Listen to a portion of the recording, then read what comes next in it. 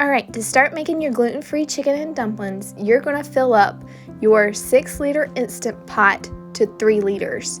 I put in way too much water, and you do not need this much water. It makes too much broth. So remember, 3 liters. I also added 4 chicken breasts to my Instant Pot. You do not have to use an Instant Pot. You can also use a medium-sized pot over the stove. Just make sure it is 3 liters or around 8 cups of water. Alright, so what you're going to do is put the setting on poultry. Make sure it's on high pressure for 20 minutes. This will cook the chicken all the way through and heat up your broth and make it all yummy. While my frozen chicken is cooking in the Instant Pot, I am going to be making my dumplings in the food processor. I add 2 cups of all-purpose gluten-free flour to the food processor. This gluten-free flour I get at Walmart, and it's the Great Value brand. It has worked out really good with me making doughs and breads. Keep my flour in the refrigerator chilled. It's so much easier to make breads chilled. I also froze 6 tablespoons of butter, and this also helps the dough to come together. So you want to do this prior to mixing it up in the food processor. Next, I'm going to add 1 tablespoon of sugar and 1 teaspoon of salt. Then you're going to add 3/4 a cup of whole milk.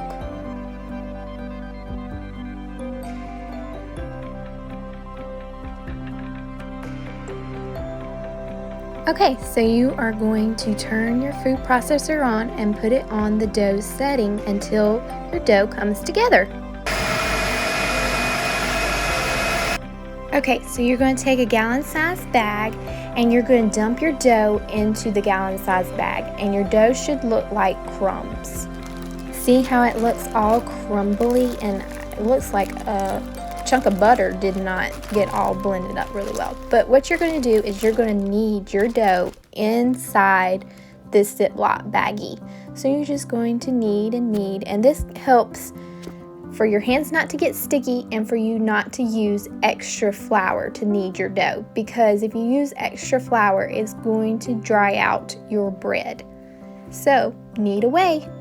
This is what it looks like when it's all kneaded together and the dough has all come together. So you are going to stick this in the refrigerator until your chicken is cooked through. Okay, so right here I'm doing a little prep work and going ahead and making the roux for my chicken and dumplings. This is 2 cups of milk and 2 cups of flour, and it looks sort of like this.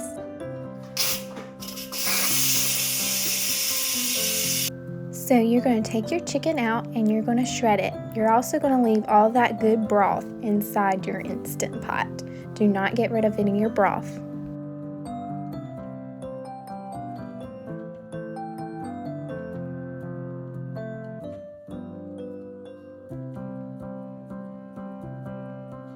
This is why I love cooking it in the Instant Pot instead of the stove. I switch the Instant Pot settings to soup. This makes it the perfect temperature to cook the dumplings at. You can burn dumplings and you can make them to where they are all falling apart and not gooey. So right here I am whisking in my roux. I whisk it in very, very gently, and I make sure I continue to whisk it because you can cook the roux in chunks. You don't want to do that. You want it to stay a liquid. So you just whisk that roux in. And you also want to whisk a stick of butter with your roux inside your soup portion. Here I am adding salt and pepper to taste.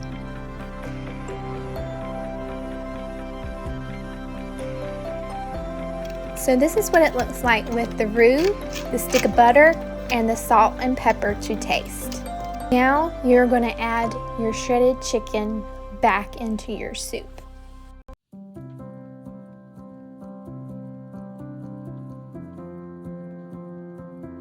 Okay, now it's time to grab that dumpling dough out of the refrigerator. And it's going to be just a little bit hard. You're going to have to work with it because it was sitting in the refrigerator. This is perfect because it will kind of form into balls with the heat of your hands. Also, when you dump your dumplings into the soup, when it is just a little bit frozen, it will more than likely cook all the way through without burning. My husband's going to demonstrate how big you want the balls. You want them just a little bit small because they will expand in the soup. Okay, so it's time to add them to our soup, and you can see that the setting on soup on the Instant Pot is perfect temperature because it's all bubbly. You're going to add a couple at a time, and the dumplings will sink to the bottom, and when they're done, they rise to the top. So you add a couple, stir, add a couple, stir, and you keep doing this process, and you just want to continually stir because you don't want your dumplings sticking together and you don't want them sticking to the bottom of the pot. It is a process, and I had to learn this process because I've had dumplings turn out wrong.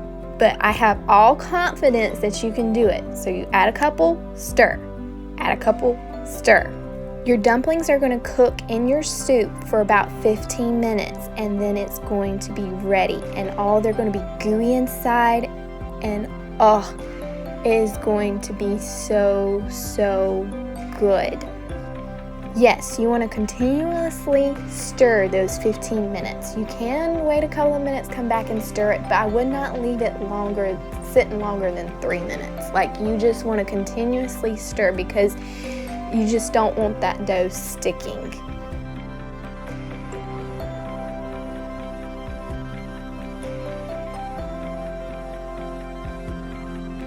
So this is what it looks like when it's done. See, all the dumplings have risen to the top of the pot, and they're so good. Can you tell how good these chicken and dumplings are going to be?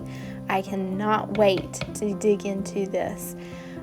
This is just a perfect recipe for winter and fall. It just warms your stomach. Thank you for joining me.